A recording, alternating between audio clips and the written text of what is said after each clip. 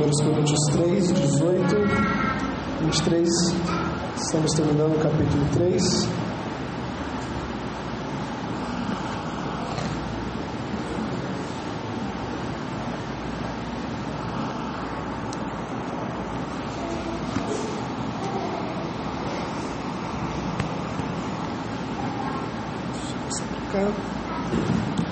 Diz assim a Escritura, 1 Coríntios 3, 18 a 23.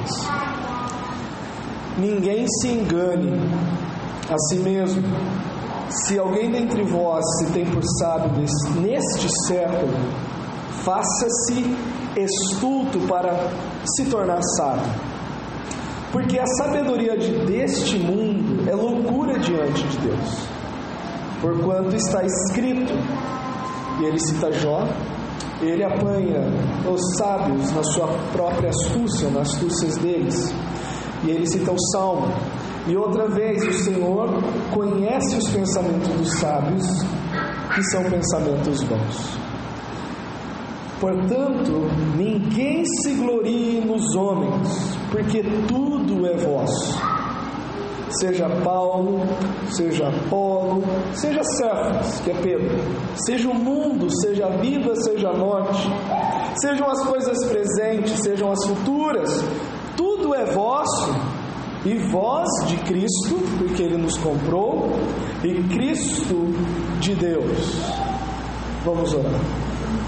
Senhor, bendito seja o Senhor pelas verdades que pudemos cantar nessa noite a respeito da Tua pessoa, e também esse texto que pode nos ajudar muito a como procedermos com maturidade diante de pessoas que o Senhor concede à igreja, quer no nosso tempo ou quer aqueles que passaram na história da igreja, que foram úteis e que são úteis até hoje. Não podemos olhar para eles como a nossa identidade final, olhar para eles como se pudéssemos nos gloriar deles, mas vê-los como presentes do Senhor para nós, como os instrumentos que trabalharam ao seu favor ou para Ti, na lavoura do Senhor e no edifício do Senhor que é a igreja. Ajuda-nos a avançarmos em maturidade espiritual, Deus, em discernimento, a termos uma percepção melhor das coisas espirituais, a sermos sábios, prudentes, ó Deus, especialmente como tratar pessoas que às vezes colocam no homem a sua confiança ou a sua glória e não no Senhor. Por isso pedimos que o Senhor nos visite nesse momento, que a Tua palavra possa ser simples na maneira de eu apresentá-la. Preciso da Sua ajuda para isso e rogo a Deus que o Senhor nos dê graça nessa noite, em nome de Jesus. Amém.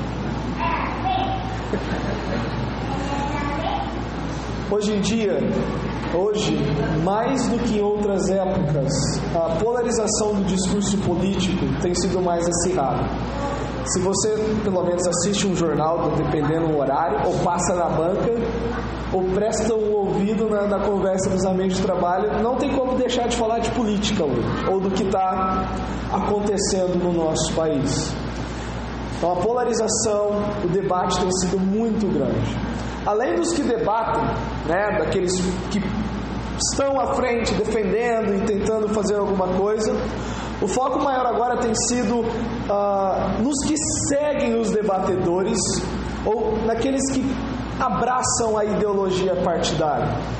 Enquanto alguns procuram desvencilhar-se de certos partidos por causa dos escândalos, outros procuram alguém com que possam identificarem-se ideologicamente. Hoje a pergunta que tem sido quem que vai assumir se o Temer sair?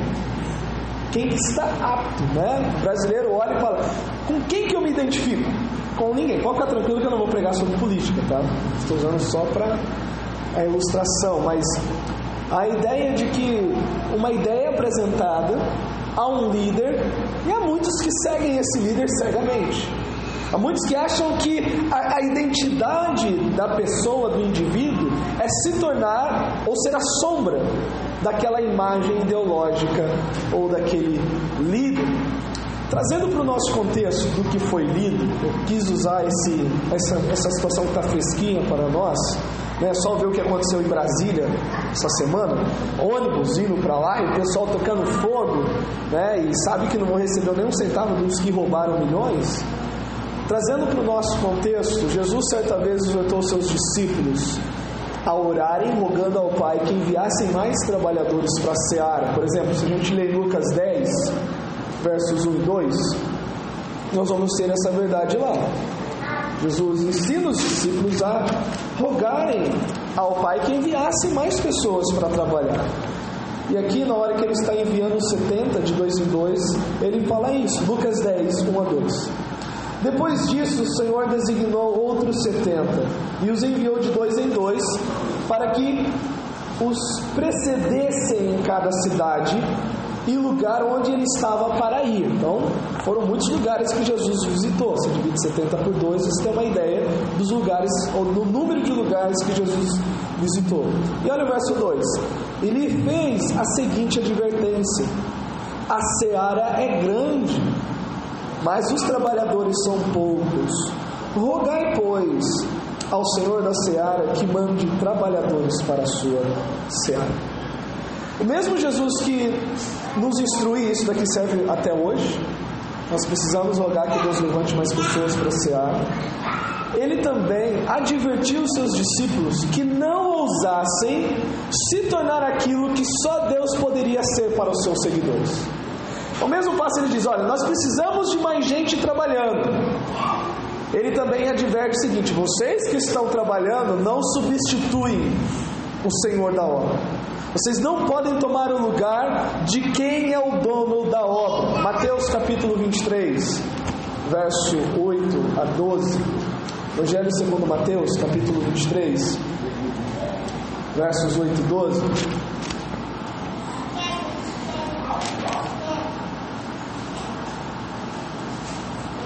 É o capítulo dos fariseus. Mateus 23, 8 a 12. E num determinado momento ele adverte dessa forma: vós, porém, não sereis chamados mestres, porque um só é o vosso mestre, e vós todos sois irmãos. A ninguém sobre a terra chameis vosso pai. Por isso que é errado chamar o Papa de Papa, como se fosse o pai de todos. A ninguém sobre a terra chameis vosso pai, porque só um é o vosso pai, aquele que está nos céus. Nem sereis chamados guias, porque um só é o vosso guia, o Cristo. Mas o maior dentre vós será vosso servo. Quem a si mesmo se exaltar, será humilhado, e a quem a si mesmo se humilhar, será exaltado.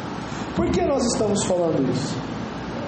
Porque Paulo teve que lidar com esse trágico cenário na igreja de Corinto, né? Novamente, eu vou tentar empacotar aqui, de forma bem simples e em poucas palavras, o capítulo 3 de 1 Coríntios.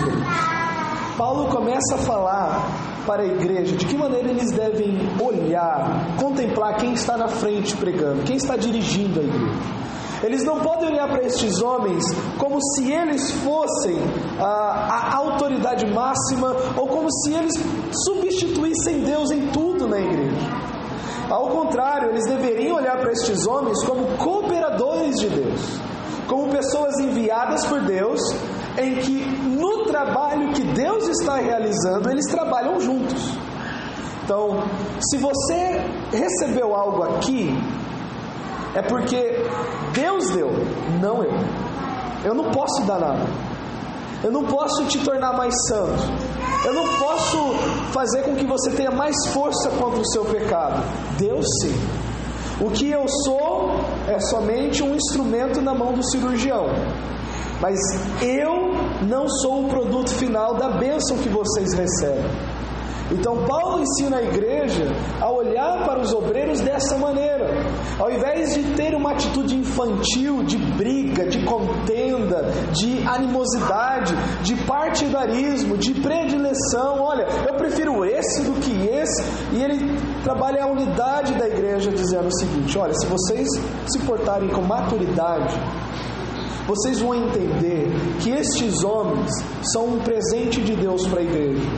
E eles não podem tomar o lugar de quem presenteia a igreja. Então pensem unanimemente, olhem para a mesma direção, sirvam a Deus junto com eles. E aí ele vai terminar a argumentação nesses versículos que nós lemos em capítulo 3 de 1 Coríntios. A ideia geral do capítulo 3 está no verso 21. Se você quiser resumir o capítulo 3 todo, num versículo está aí: portanto, ninguém se glorie nos homens, porque tudo é vosso. Em vez de dizer eu sou de Paulo, eu sou de Apolo, eu sou de Cristo, você não é deles, Paulo falando.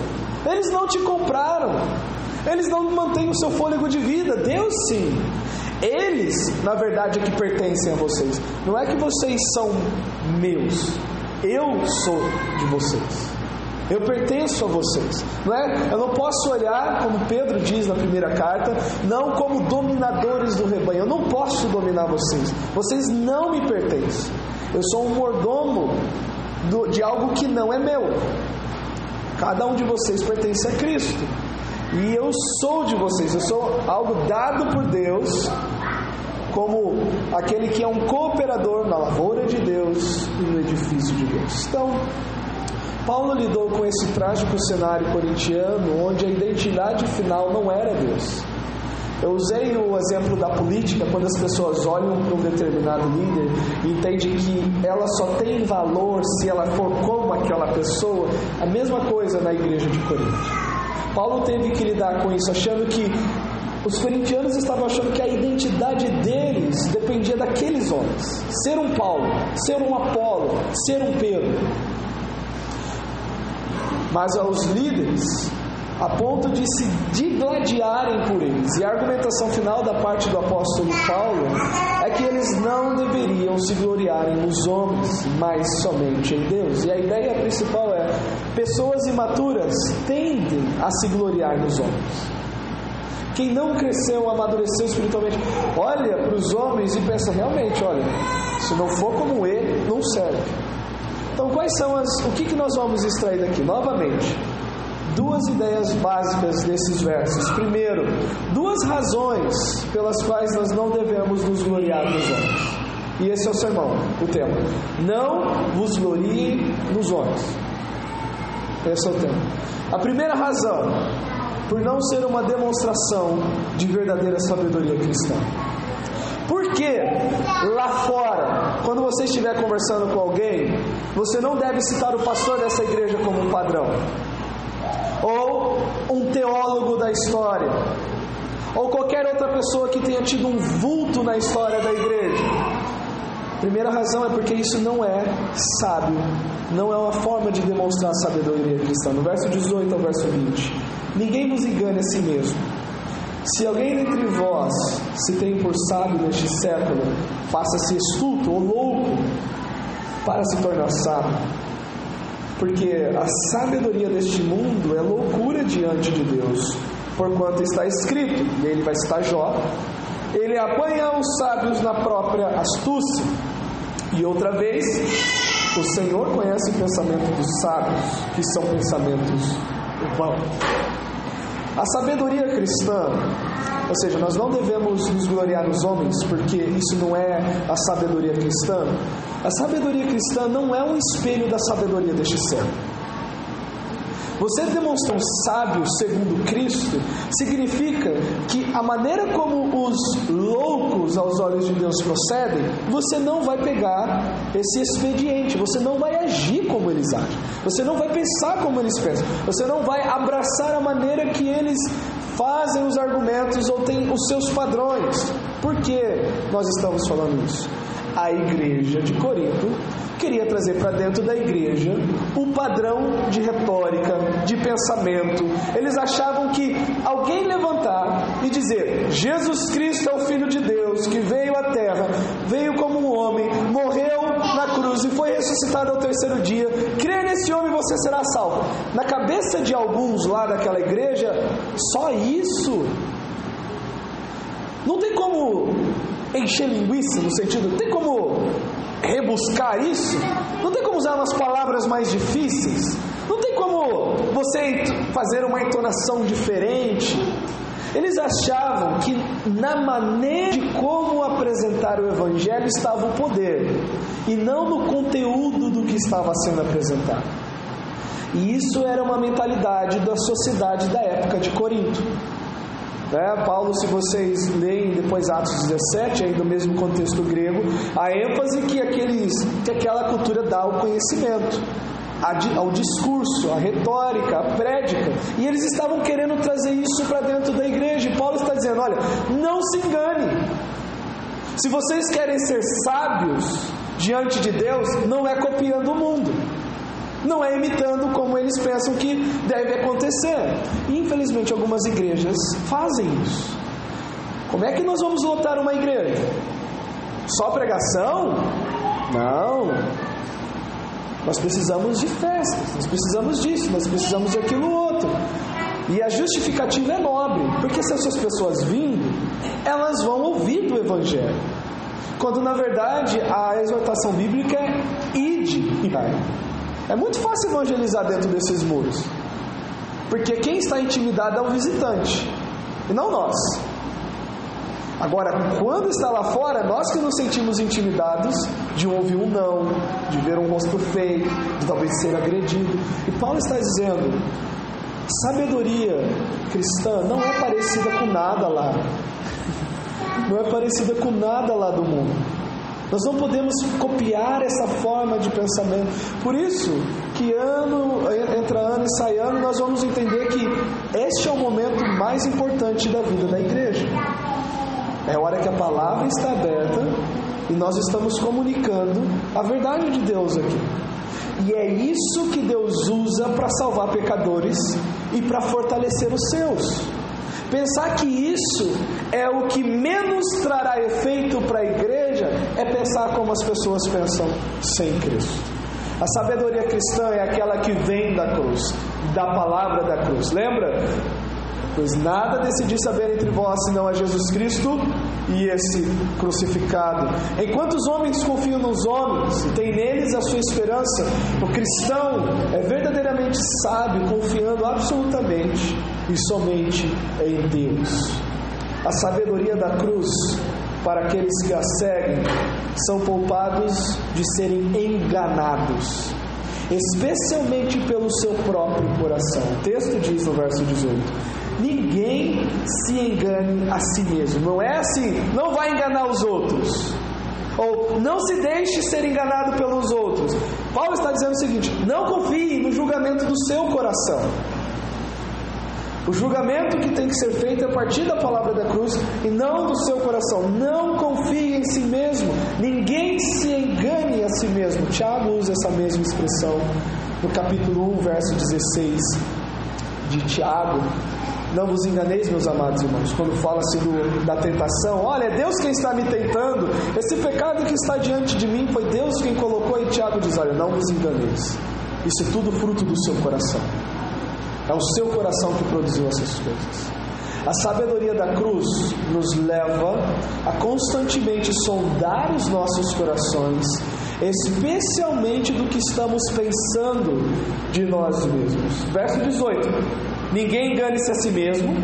Então tem aquela introspecção. Nós não vamos colocar o nosso julgamento ou o nosso achismo.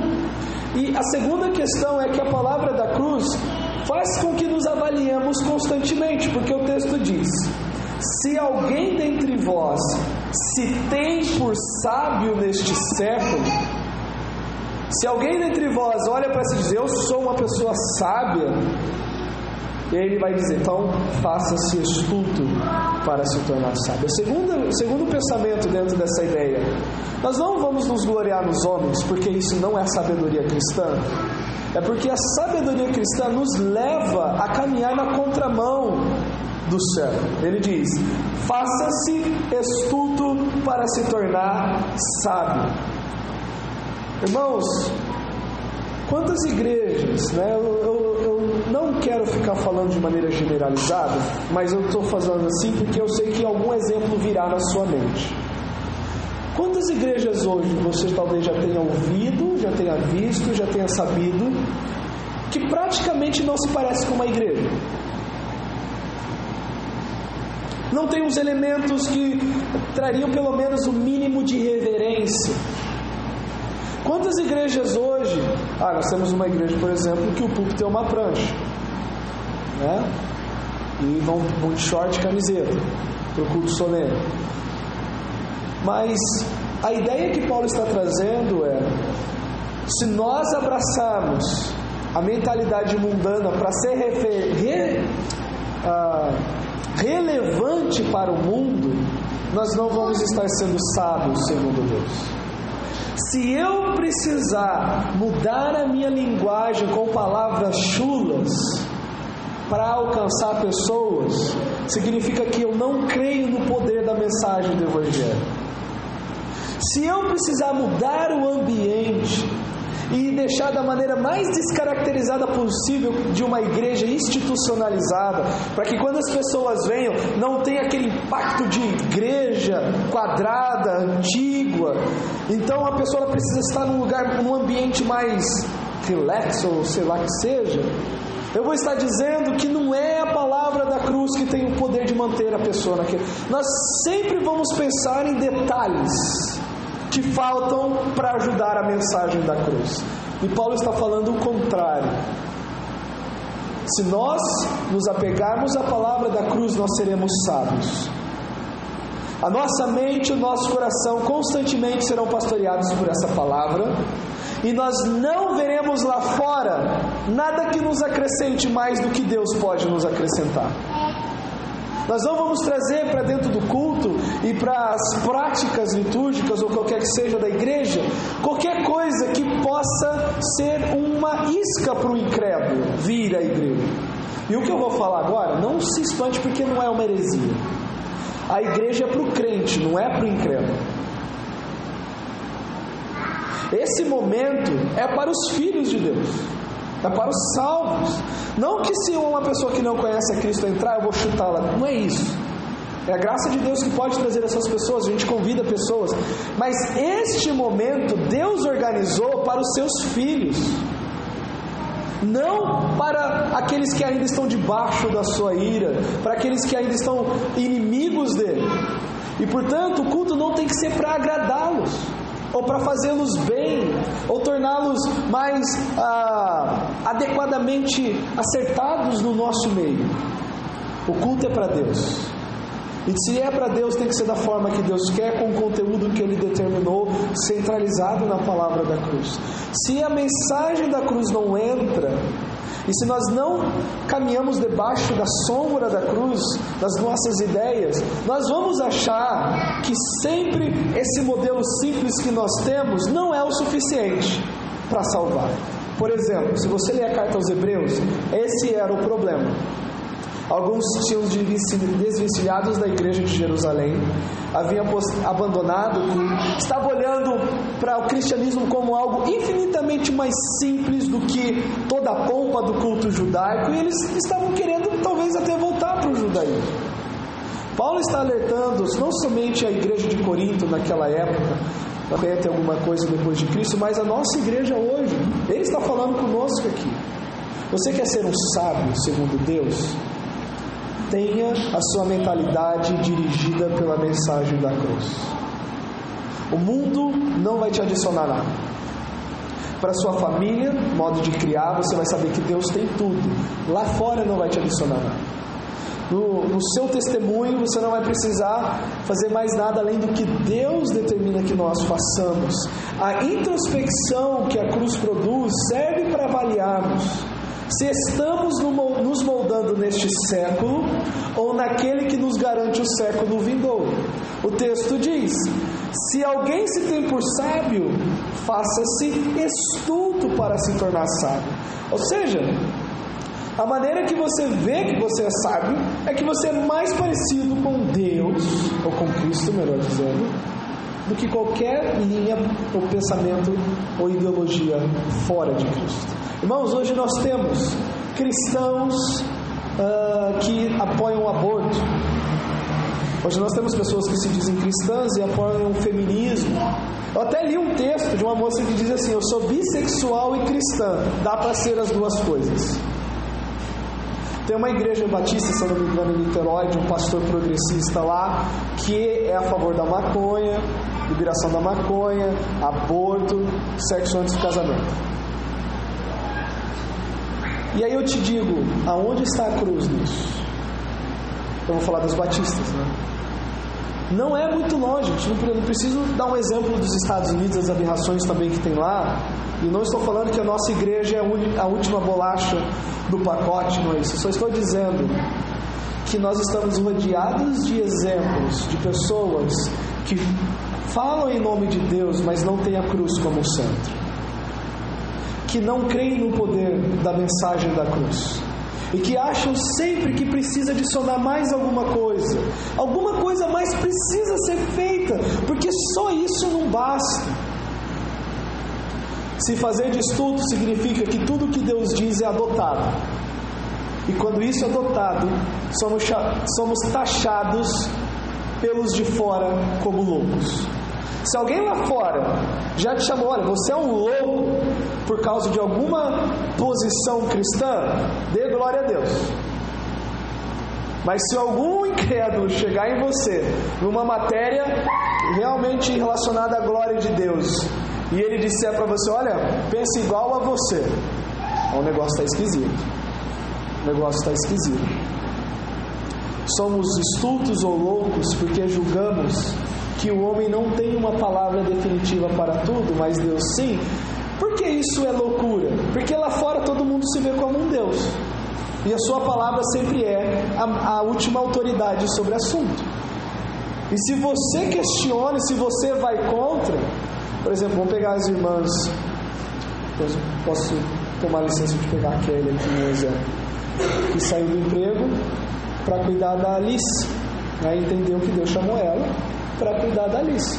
Foi chamada de santo? O quê? Você vai sair do seu emprego, dessa posição alta, para ser dona de casa? Que loucura! A gente tinha conversado muito sobre isso e me veio agora. Quando você adota tudo o que Deus diz, isso vai ser testado como os outros vão avaliar o que você abraça de Deus.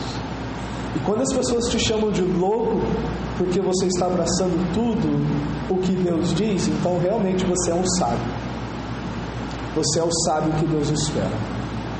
E a terceira questão dentro dessa primeira ideia ainda, nós não vamos nos gloriar nos homens, porque isso não é sabedoria cristã.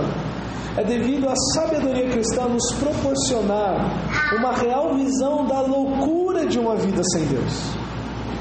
Quando você tem uma mente pautada pela mensagem da cruz, você não tem o mundo como espelho. Cristo é seu espelho. Você, como diz aqui, você caminha na contramão deste século. E você também pode perceber que loucura é ter uma vida sem Deus. Que absurdo é passar nessa terra e morrer sem Deus. A cruz te dá essa percepção de que a sua vida não está sendo desperdiçada com Cristo, pelo contrário, está sendo entesourada. E por causa disso, você olha para as coisas de Deus e entende, não há nada que eu possa adicionar, não há nada que alguém possa adicionar. Tudo o que Deus fala é completo, é perfeito, nada mais preciso. Se Deus disse assim, isso é tudo o que eu preciso, porque veio do Deus que tem todas as coisas, ou que é tudo. E aqui no verso 19 e o verso 20, Paulo ele vai citar a loucura que Deus, como Deus vê a loucura da sabedoria do mundo. E o primeiro texto que ele cita é o texto de Jó, capítulo 5, versículo 13. Vamos lê-lo lá. Livro de Jó, capítulo 5, verso 13.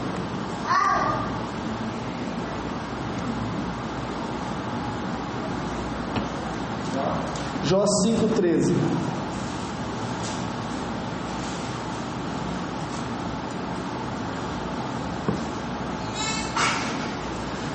É até bom ler o verso 8, do verso 8 até o verso 16.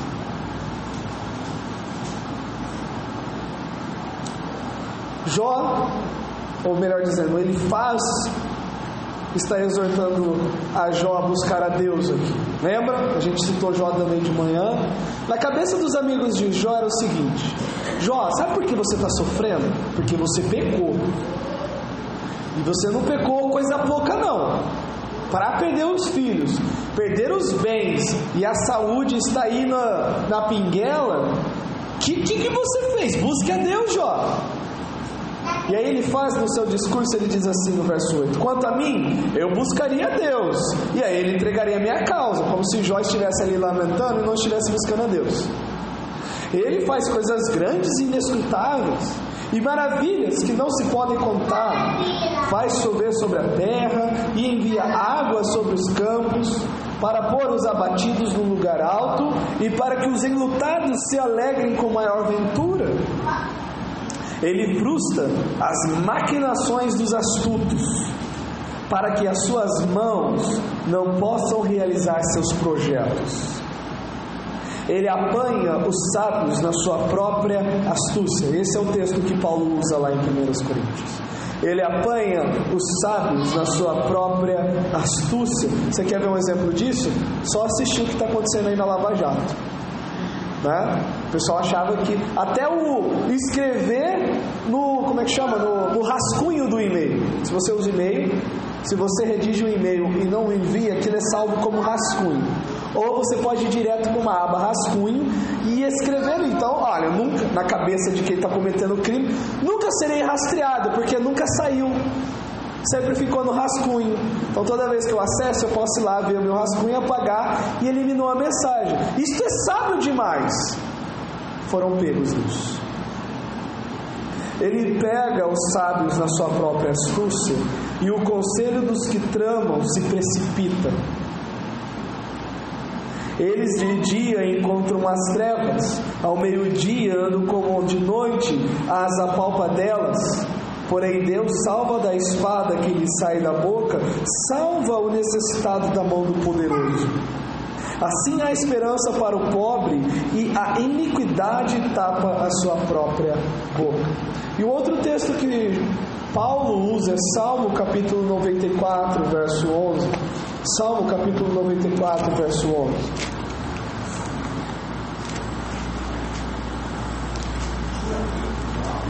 Salmo 94, 11.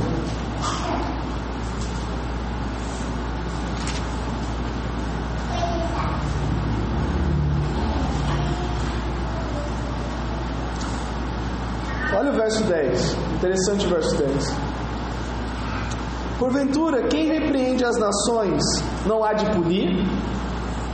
Se Deus diz não faça, Ele não tem poder também de trazer o juízo? Aquele que os homens dá conhecimento não tem sabedoria? E aí ele diz: o Senhor conhece os pensamentos dos homens, que são pensamentos vãos. A palavra da cruz nos dá sabedoria para nós não nos gloriarmos nos homens, porque nós podemos ver a loucura que é uma vida sem Deus. Os tais sem Deus são pegos por Deus. Essa é a ideia de Paulo. Por estarem sem Deus, eles são pegos por Deus. E por isso não podem ser o padrão para como as coisas espirituais devem ser conduzidas na igreja de Deus. E esse é o primeiro pensamento. Paulo está exortando a igreja, falando o seguinte: olha, não coloque o louvor de vocês em Paulo, em Apolo, em Pedro. Isso não é sábio. Isso não é sabedoria cristã. Enquanto fora da igreja, ali no contexto de Corinto, muitos estão seguindo Platão, muitos estão seguindo Aristóteles, outros estão seguindo os estoicos e a todas as linhas filosóficas. Estes homens não podem adicionar nada para a igreja. Estes homens, eles não têm o que trazer para que a igreja seja mais relevante para os filhos de Deus do que o que Deus já deu, a palavra da cruz.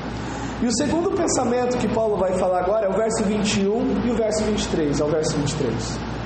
Por que nós não vamos nos gloriar nos homens? Resposta: por ser Deus o único digno de glória. Dois pensamentos bem fáceis e básicos dentro desse bloco.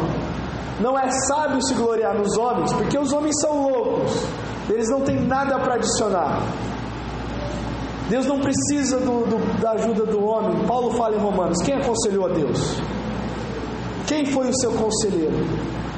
Para quem que Deus está devendo? E a segunda razão é: só Deus é digno de glória. Versos 21 a 23. Portanto, concluindo tudo que ele fala no verso capítulo 3 agora. Portanto, ninguém se glorie nos homens, porque tudo é vosso. E nós vamos procurar entender o que ele quis dizer com isso. O pensamento final é esse: os líderes daquela igreja são instrumentos de bênção e não aquele que é a própria bênção. Porque nos gloriamos nos homens quando em Cristo nós temos todas as coisas. Paulo ele diz: não se glorie nos homens, porque tudo é vosso, seja Apolo, seja Apolo, seja Apolo, seja Cefa, seja o mundo, seja a vida, seja a morte, sejam as coisas presentes, sejam as futuras, tudo é vosso. E vós de Cristo e Cristo de Deus. O que ele quer dizer com isso? Se Paulo e Apolo eram uma bênção para eles deveriam glorificar a Deus e não aos homens que são uma bênção para eles. E não aos homens que são uma bênção para eles. Tudo o que temos vem de Deus. Essa é a ideia que Paulo está enfatizando aqui. Quer um homem ou uma mulher de grande bênção na igreja, ou quer as bênçãos terrenas, ou as bênçãos que estão no porvir, tudo vem de Deus. E uma vez que estas bênçãos são oriundas e nascem em Deus, devemos glorificar a Deus e não os homens. Quando a gente cita, por exemplo, Paulo fala: seja Paulo,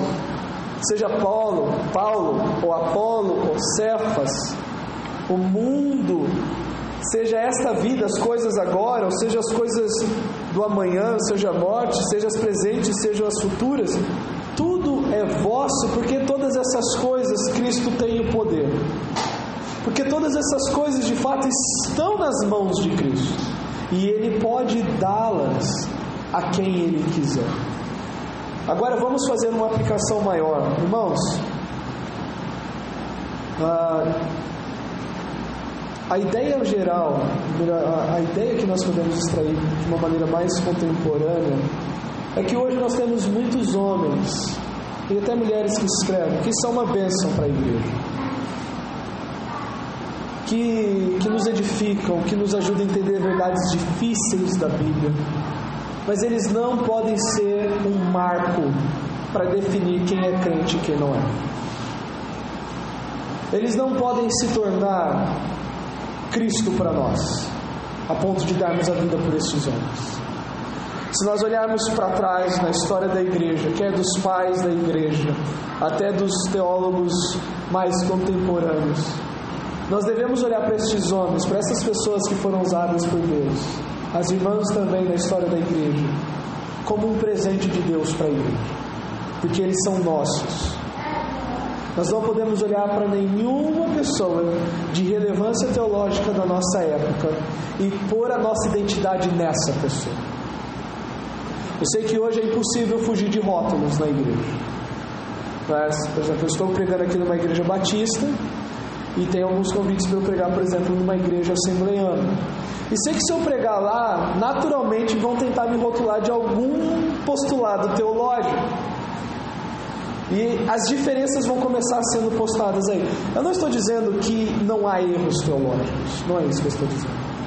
O que eu estou tentando trazer é o argumento de Paulo para os nossos dias. Estes homens e mulheres que de alguma maneira te abençoam, te ajudando a entender uma verdade bíblica, eles pertencem a você.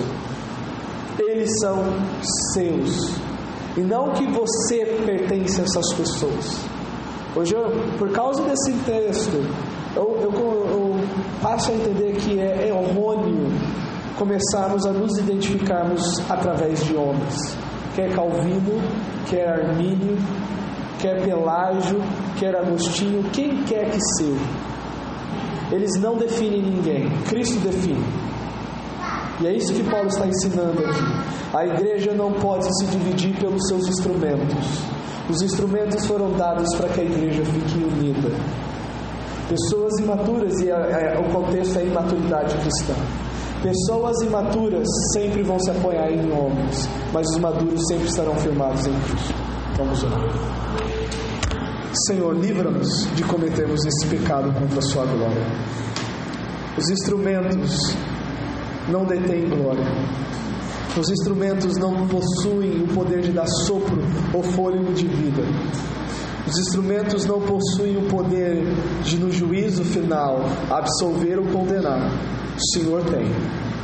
Dá-nos essa maturidade que Paulo queria que a igreja de Corinto tivesse, de olhar para os servos que foram passados na história da igreja, alguns com diferenças pequenas, outros com diferenças grandes e enormes, mas naquilo que eles falavam a mesma língua: Jesus Cristo é Deus, Ele é o Senhor, Ele voltará e não há salvação fora dele, Senhor. Cristo continua sendo o padrão nestas coisas. Ajuda-nos a termos essa mentalidade, a não nos gloriarmos nos homens, a não medirmos quem quer que seja por causa de um postulado ou de algum homem que temos afinidade doutrinária, mas medirmos a partir de Ti, a partir do Senhor. Tu és o Senhor da glória. Tu és aquele que põe termo e que vê de fato todas as coisas. Nós precisamos crescer, eu preciso crescer. Obrigado pelo que eu aprendi estudando a Tua Palavra nesse texto, Senhor. E perdão pelas inúmeras vezes em que eu errei nessa circunstância. É em nome de Jesus. Amém. Deus abençoe e até semana que vem, se assim o Senhor permitir.